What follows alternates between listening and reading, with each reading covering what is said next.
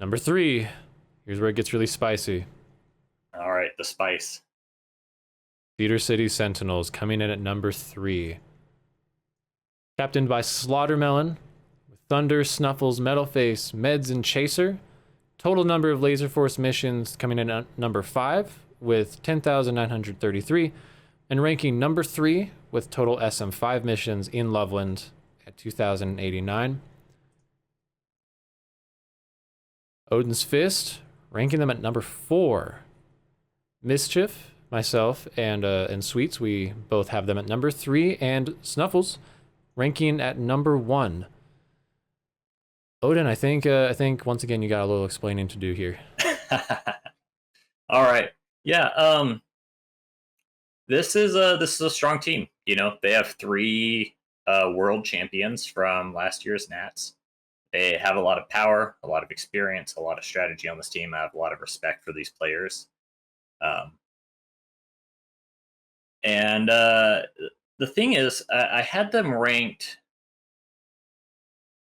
I had them ranked kind of second, third for a while. Um, just kind of trying to figure out where to put them. Uh, Unfortunately, with them taking Chaser and Metalface, you know, lots of love to those players. They're great players. Um, there's just a big experience gap there, especially like experience in the arena, experience playing at Nats and competitive levels, um, and you know playing at competitive levels. You know, with this team too. Like Metalface had played before in 2021 in Syracuse on resupply, and there was some struggles there. I know that there were some issues with him syncing up with the team and stuff, and those are kind of my leading worries going in.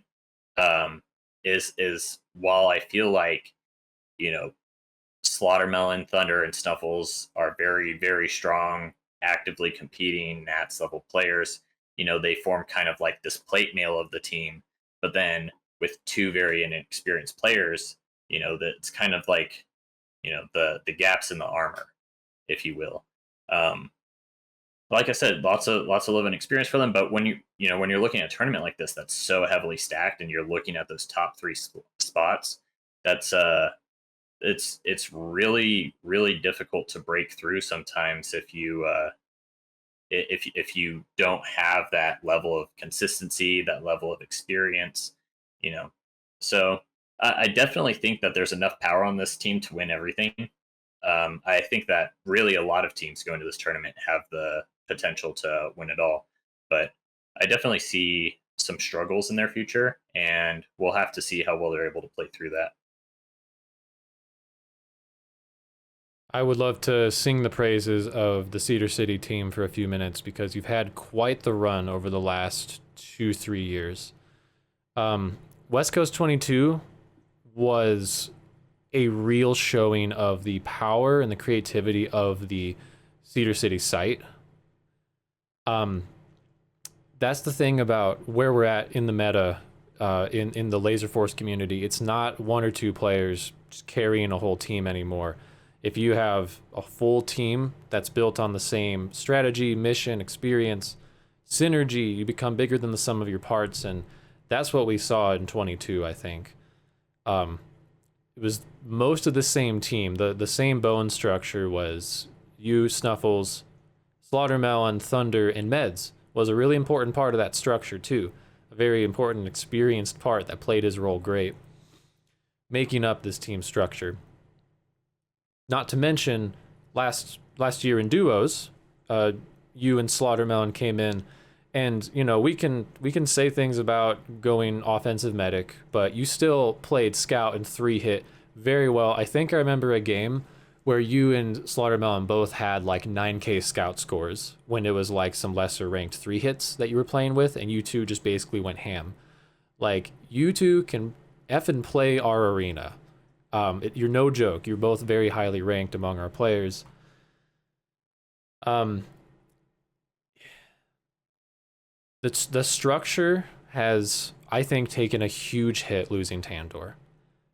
I just went back and I looked at the impact that he made. And I'm like, this sucks for you guys. I really was like, it was a weight off our chest as competitors, but like, I really felt for you. I really did. Tandor was in West Coast 22. He was the number one heavy in the tournament, and he was the number 3 overall player by MVP. MVP is not everything. I use it a lot because I like to use stats. And now it's internationals.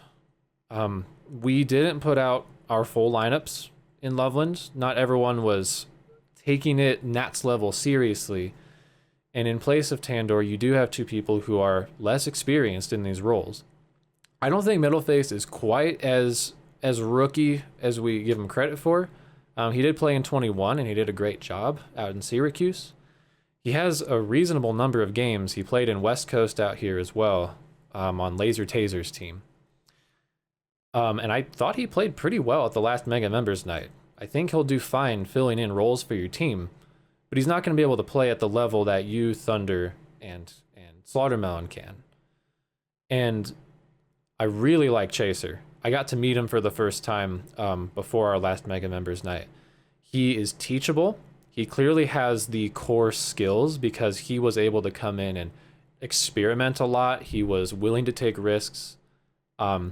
He played a multitude of roles, but he only has 6 games at our site as of this moment. So even though he has like the foundational pieces of a good laser tag player, he's got to get there. And can he get there by day 4? Can he get there when every team at this tournament is trying their absolute hardest to crush you?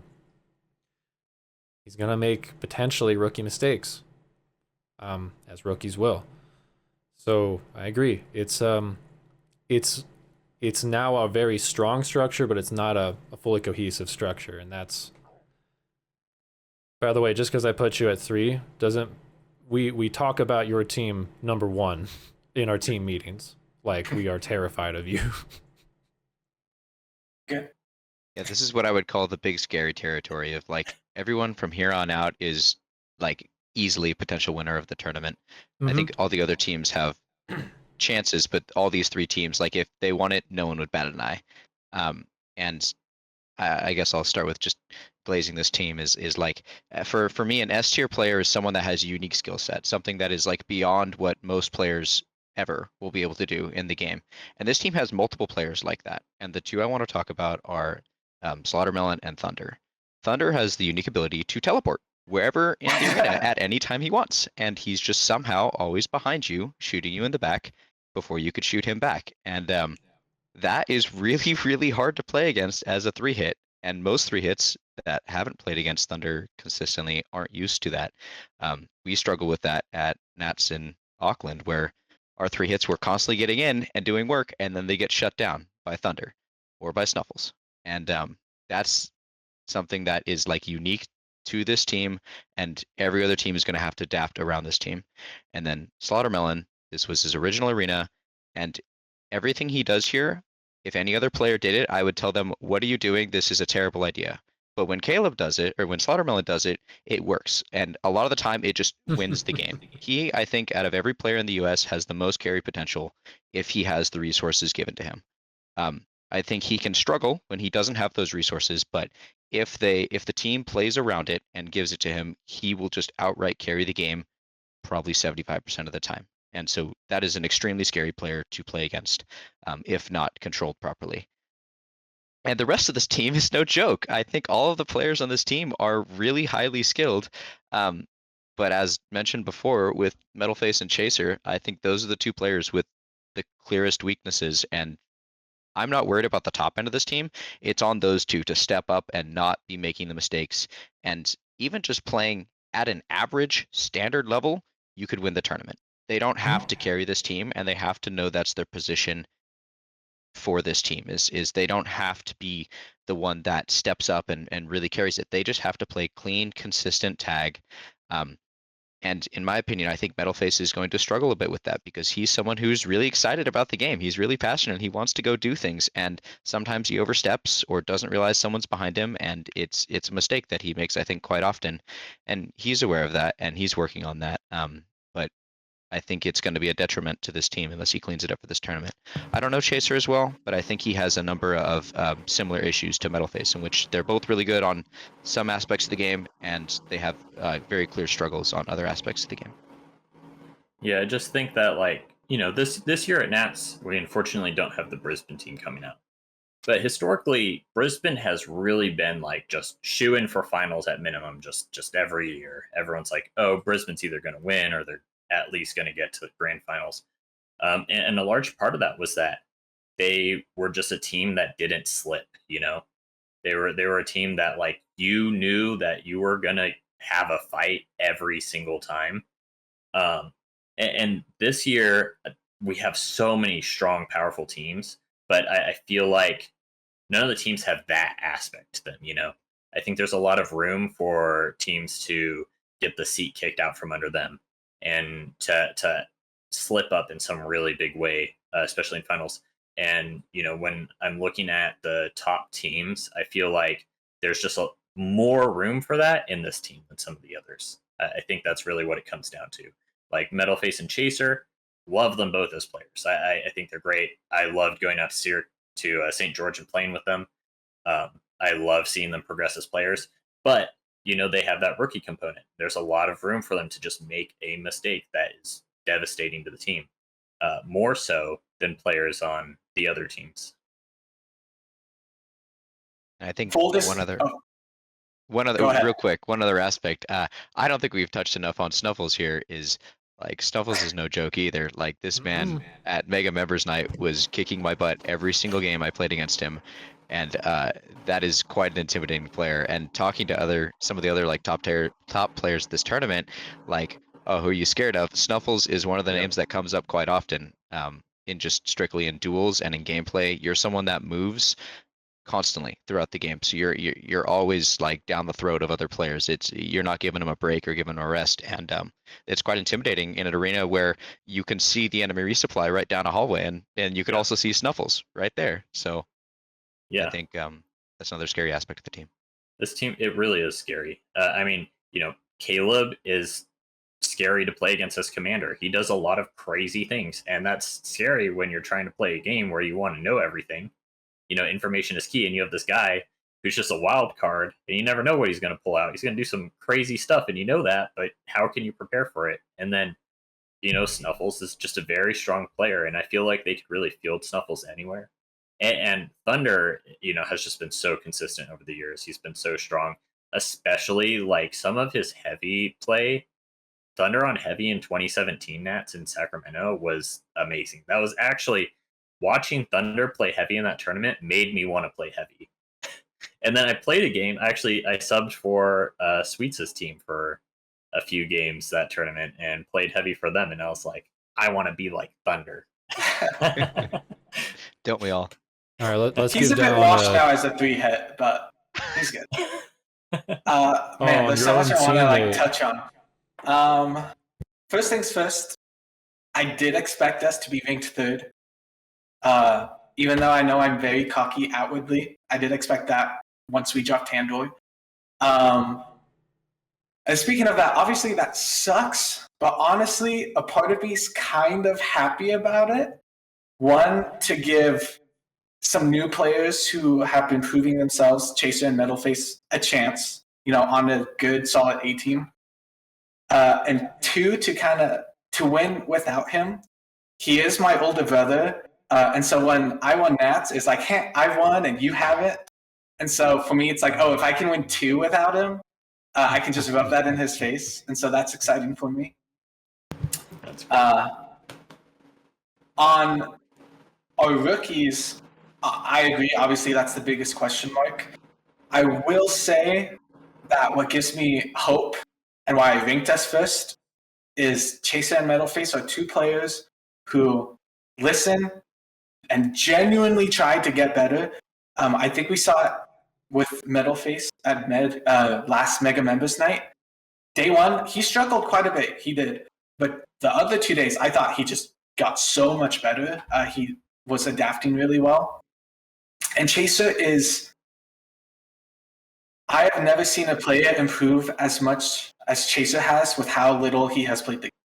straight up. I can go on about this guy for so long. I won't, obviously. But I'm excited to see what he does.